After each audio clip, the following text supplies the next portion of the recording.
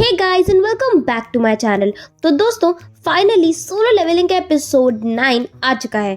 तो दोस्तों आज हम इसी एपिसोड का फुल एक्सप्लेनेशन देखने वाले हैं, तो बिना टाइम वेस्ट करे लेट्स बिगिन।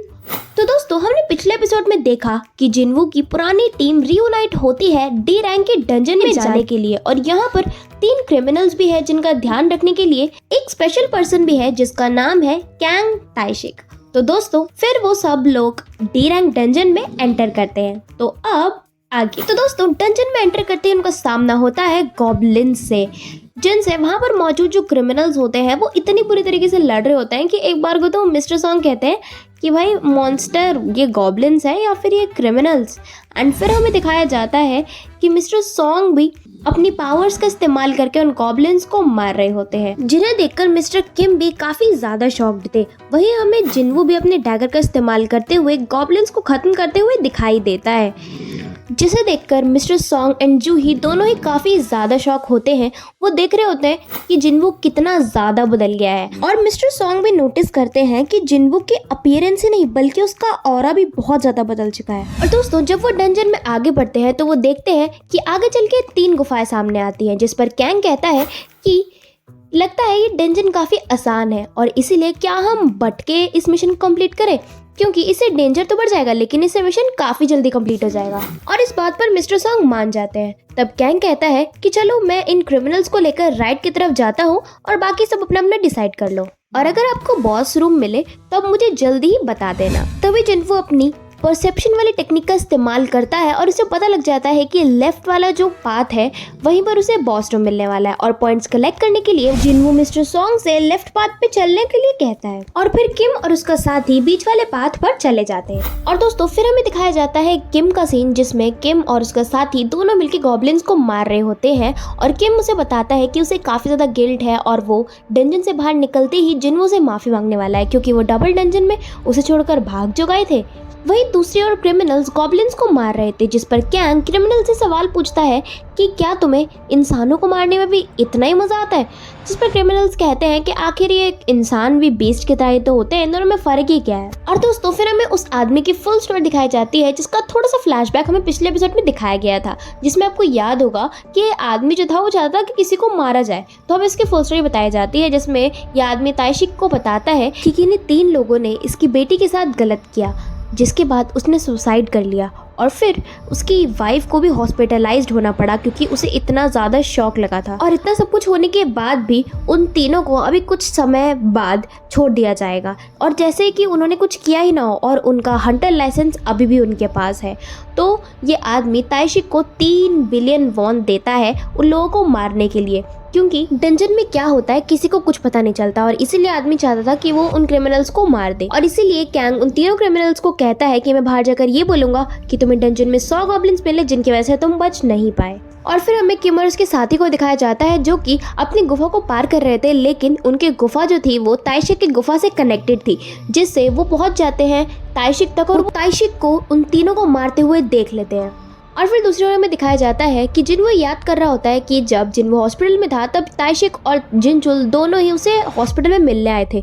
तो कहीं ताइशिक को ये चीज़ याद ना हो, क्योंकि जिनवू को उसने देखा था कि वो बहुत वीक और ई रैंक का हंटर था, और उसकी उस टाइम पर कोई रीअवेकनिंग भी नहीं हुई थी। और फिर तभी जिनवू कुछ चिल्लाने की आवाज़ सुनते हैं और वो तीनों ही भागते हैं, और वो देखते हैं सभी क्रिमिनल्स को मरा हुआ, और वहीं पर किम और उसके साथी को भी मरे हुए देखते हैं। तभी जिनवू जल्दी से जूही को किम को हील करने को कहता है, और जूही हील कर रही होती है। तब मिस्टर सॉन्ग ये नोटिस करते हैं कि उनके शरीर पर जो एक घाव है ये किसी गॉब्लिन के नहीं है, किसी शार्प वेपन के हैं, जिसे किसी वाइटल ऑर्गन पर ना मारकर ऐसे मारा है ताकि वो उन्हें टॉर्चर हो सके।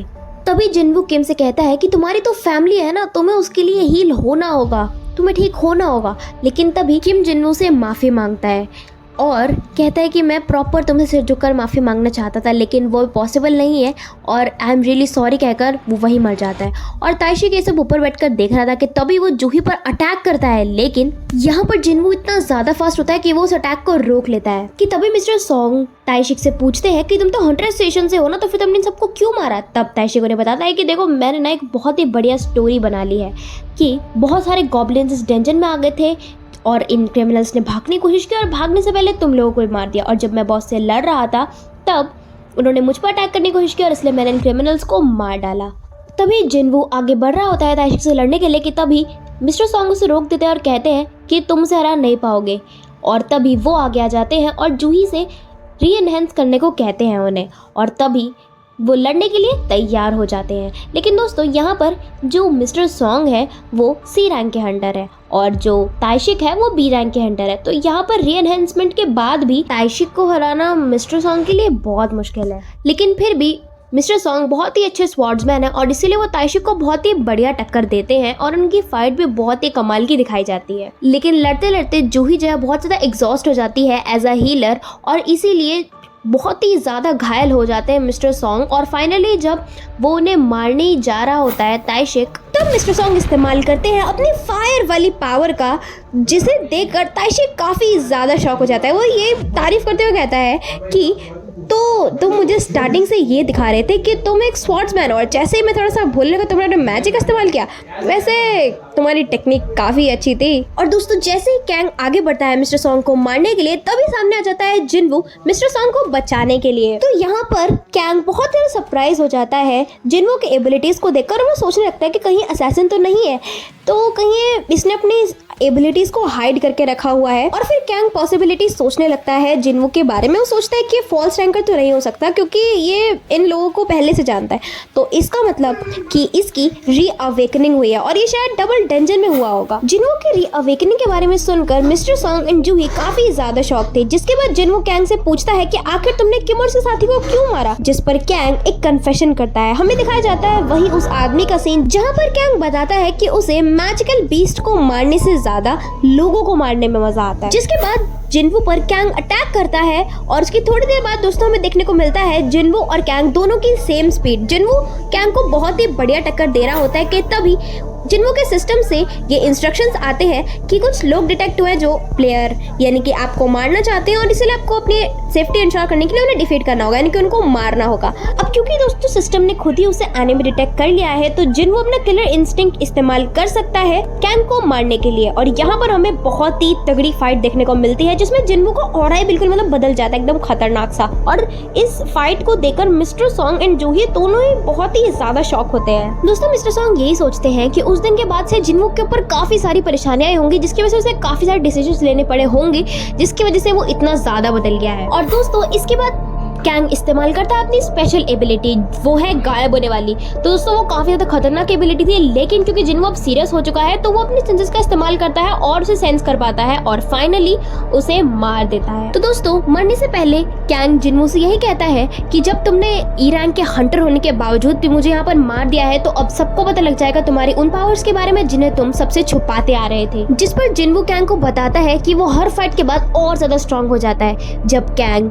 जिनवू से कहता है कि तुम कितने भी ज्यादा स्ट्रांग हो जाओ, जितना ज्यादा तुम स्ट्रांग होते जाओगे उतनी ज्यादा तुम्हारी शेडो जो है वो डार्कनेस में जाती जाएगी और जाती जाएगी। और वही दोस्तों जिनवू का डेली क्वेस्ट कंप्लीट हो जाता है। और दोस्तों जिनवू भी अपने दिमाग में ये बात सोचता है कि वो स्ट्रांग तो होता जा रहा है हर फाइट के बाद, लेकिन वो जितना ज़्यादा स्ट्रांग होता जा रहा है वो उतना ही ज़्यादा अपने आप को खोता जा रहा है, अपने आप से दूर होता जा रहा है। जिसके बाद जिनवू से मिस्टर सॉन्ग और जूही शुक्रिया कहते हैं और फिर वो उन्हें जाने को कहता है और जिनवू खुद जाता है बॉस से निपटने बॉस रूम में।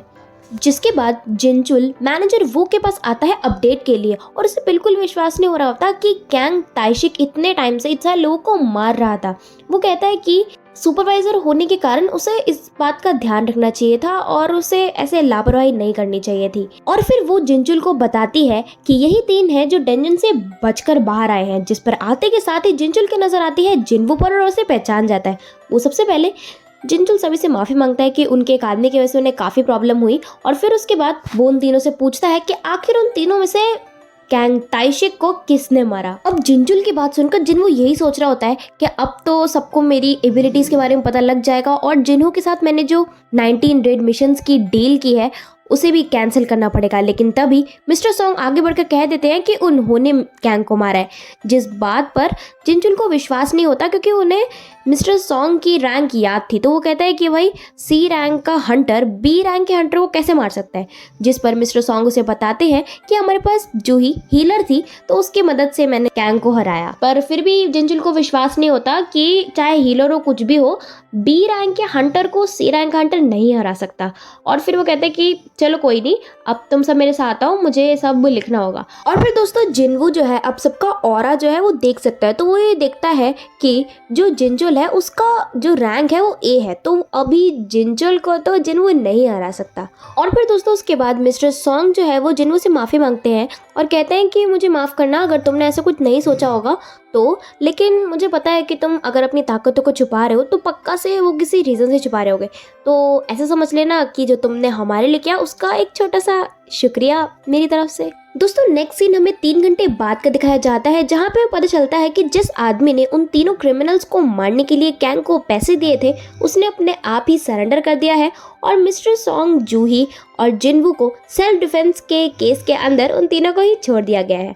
और दोस्तों फिर हमें दिखाया जाता है नेक्स्ट सीन रात का, जहाँ पर जूही जिनवू से कहती है एक स्टोन को दिखाकर कि जिनवू क्या तुम्हें ये स्टोन याद है। तो दोस्तों फाइनली यहीं पर ये एपिसोड ख़त्म होता है। तो आज के लिए बस इतना ही। आई होप आपको अच्छा लगा हो आज का वीडियो, मज़ा आया हो देखने में। तो और हाँ दोस्तों जल्दी इसका एपिसोड 10 आने वाला है, तो चैनल को सब्सक्राइब करना बिल्कुल मत भूलना। तो आज के लिए बस इतना ही, मिलते हैं नेक्स्ट वीडियो में, तब तक के लिए बाय बाय।